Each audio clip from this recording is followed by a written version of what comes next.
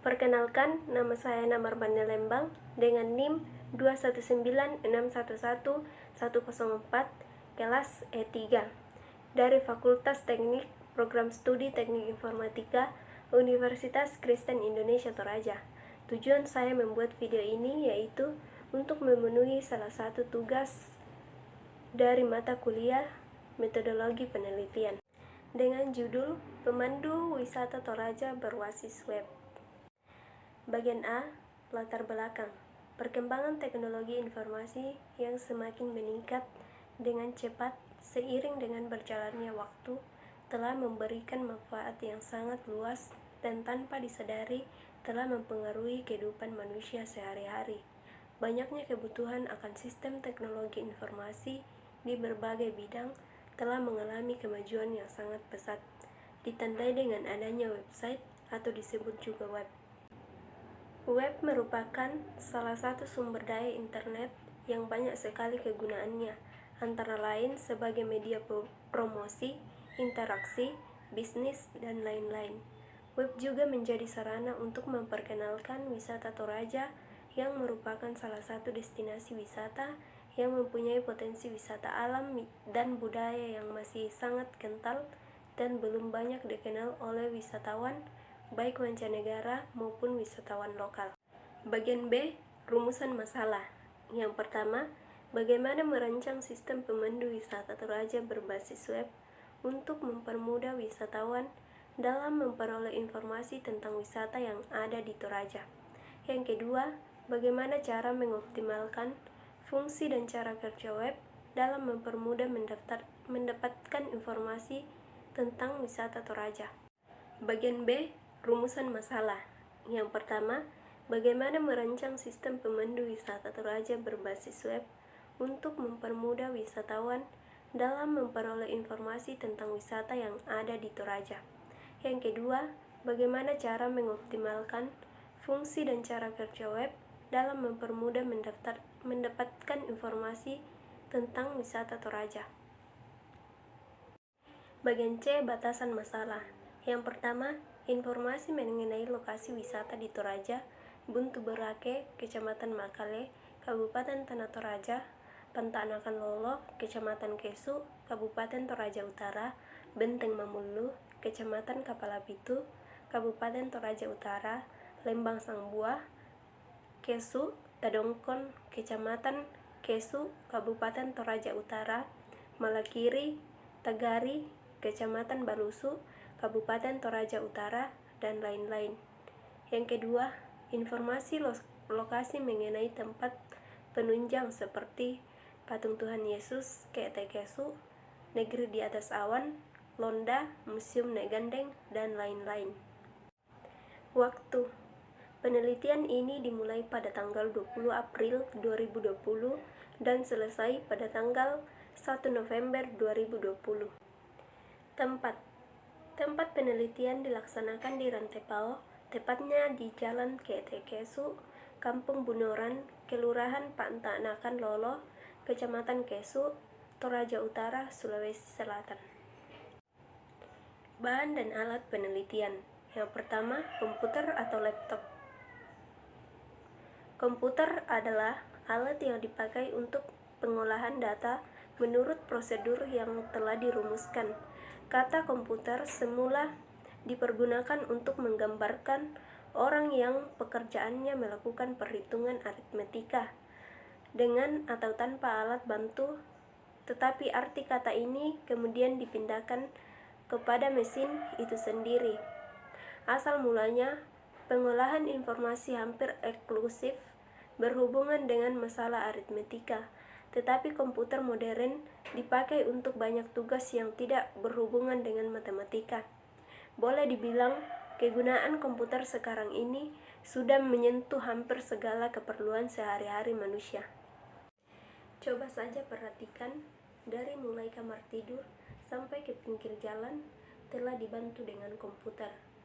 Coba saja pusat perbelanjaan yang banyak dikunjungi orang, semuanya sudah menggunakan komputer. Pabrik-pabrik tekstil yang dulu digerakkan dengan mesin tradisional, sekarang sudah menggunakan jaringan komputer. apalagi di bagian keuangan dan administrasi. Begitulah kegunaan komputer dalam kehidupan sehari-hari orang zaman sekarang.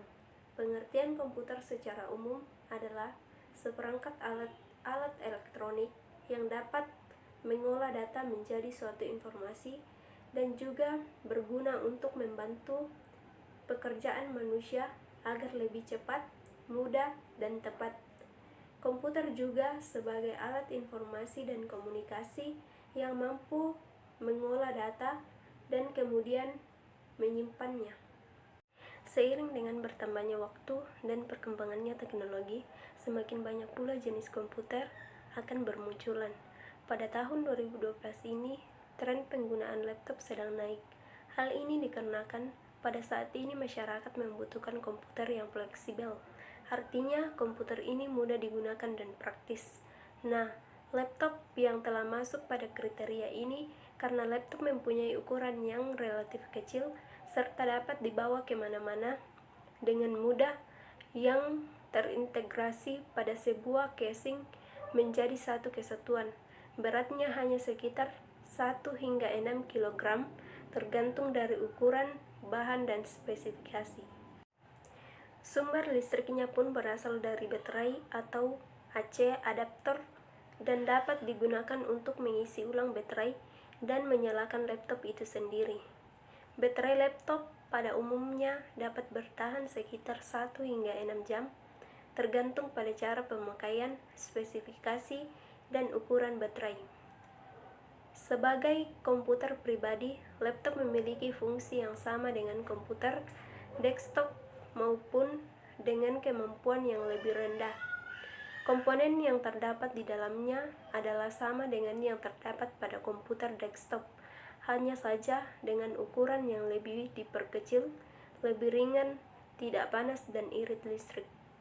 Yang kedua, koneksi internet. Apa itu internet? Internet atau internet network merupakan sekumpulan jaringan komputer yang menghubungkan komputer-komputer lain yang saling terhubung dengan menggunakan kabel atau tanpa kabel. Internet menyediakan akses untuk layanan telekomunikasi dan sumber daya. Layanan internet meliputi komunikasi langsung, email, chat, diskusi, usenet, news, email, milis. Sumber daya informasi yang terdistribusi, World Wide Web, Gopher, remote login dan lalu lintas file, telnet, FTP, dan masih banyak layanan lainnya. Pada awalnya, internet hanya menawarkan layanan berbasis teks, meliputi remote access, email, message, maupun diskusi melalui newsgroup atau usenet. Layanan berbasis grafis seperti World Wide Web atau www saat itu masih belum ada. Yang ada hanyalah layanan yang disebut Gopher, yang dalam beberapa hal mirip seperti web yang kita kenal saat ini, kecuali sistem kerjanya yang masih berbasis teks. Kemajuan berarti dicapai pada tahun 1990 ketika World Wide Web mulai dikembangkan oleh Charles Laboratorium Fisika Vertikal di Swiss berdasarkan proposal yang dibuat oleh tim Berners-Lee. Namun demikian, www browser yang pertama baru lahir 2 tahun kemudian, tepatnya pada tahun 1992 dengan nama Viola. Viola diluncurkan oleh Pei Wei dan didistribusikan bersama Charles www. Tentu saja web browser yang pertama ini masih sangat sederhana, tidak secanggih browser modern yang kita gunakan saat ini. Terobosan berarti lainnya terjadi pada 1993 ketika internet didirikan untuk menjalankan layanan pendaftaran domain. Bersama dengan itu, Gedung Putih atau White House mulai online di internet dan pemerintah Amerika Serikat meloloskan National Information Infrastructure (ACT). Penggunaan internet secara komersial dimulai pada 1994 dipelopori oleh perusahaan Pizza Hut, dan internet banking pertama kali diaplikasikan oleh First Virtual setahun kemudian. CompuServe, America Online, dan Prodi mulai memberikan layanan akses ke internet bagi masyarakat umum. Sementara itu, kita di Indonesia baru bisa menikmati layanan internet komersial pada sekitar tahun 1994.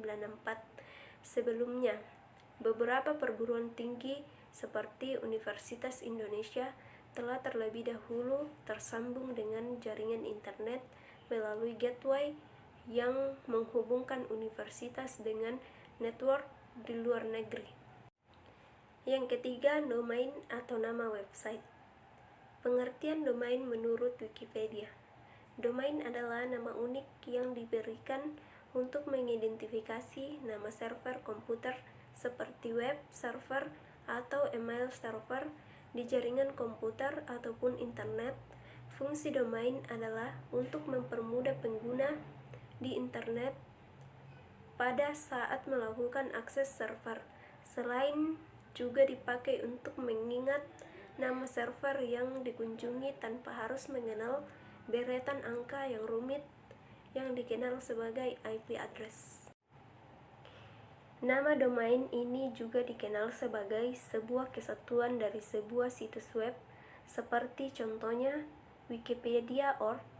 Nama domain kadang-kadang disebut pula dengan istilah URL atau alamat website. Domain disewakan secara bebas dengan situs sewa umumnya selama 1 tahun. Umumnya nama domain memiliki fungsi masing-masing sesuai dengan keperluannya. Sebagai contoh, domain .com adalah domain untuk komersial. Berikut adalah nama domain beserta fungsinya. Yang pertama, .com digunakan untuk komersial. Yang kedua, .org digunakan untuk organisasi non-profit. Yang ketiga, .edu digunakan untuk instruksi pendidikan. Yang keempat, .gov digunakan untuk pemerintahan. Yang kelima, .mil digunakan untuk militer. Yang keenam, .net digunakan untuk organisasi network. Yang ketujuh, .coid dikhususkan untuk website perusahaan. Yang kedelapan, web ID untuk website personal atau pribadi. Yang kesembilan, SCHID digunakan untuk website sekolah. Yang kesepuluh, net ID untuk perusahaan penyedia layanan jasa ISP. Yang ke-11, mil ID digunakan untuk website militeran. Yang ke-12, go ID untuk website pemerintah. Yang ke-13, or ID khususkan untuk organisasi. Yang ke-14, my ID untuk website personal atau pribadi. Yang ke-15, bis ID untuk yang mempunyai usaha atau UKM. Yang keempat, hosting atau tempat penyimpanan data online. Web hosting atau biasa disebut hosting adalah layanan penyewaan ruang simpan data atau space yang digunakan untuk menyimpan data-data website agar halaman website tersebut bisa diakses dari mana saja melalui internet. Data web tersebut meliputi file-file HTML, PHP-script, CGI-script, CSS, Emacs, database, dan file lain yang dibutuhkan untuk menampilkan halaman web. Jika diibaratkan website adalah bangunan, sedangkan domain adalah alamat bangunannya, maka hosting adalah tanahnya untuk menampung data website. Flowchart penelitian bisa dilihat pada slide. Yang pertama, memilih tombol start, kemudian menampilkan pilihan, lalu memilih objek wisata, kemudian pilih objek wisata. Jadwal penelitian: pencarian judul atau mempersiapkan judul, mencari tahu permasalahan dari judul yang dipilih, memastikan tempat penelitian yang baik, memastikan web apa yang akan dipakai, dan objek wisata apa yang akan dipilih. menyiapkan alat dan bahan yang akan dipakai. Itulah hasil pemaparan materi presentasi saya. Jika ada yang kurang berkenan, mohon dimaafkan. Sekian dan terima kasih. Jalan penelitian. Yang pertama, komunikasi. Yang kedua, perencanaan secara tepat. Yang ketiga, pemodelan perencanaan secara tepat. Yang keempat, pembentukan web.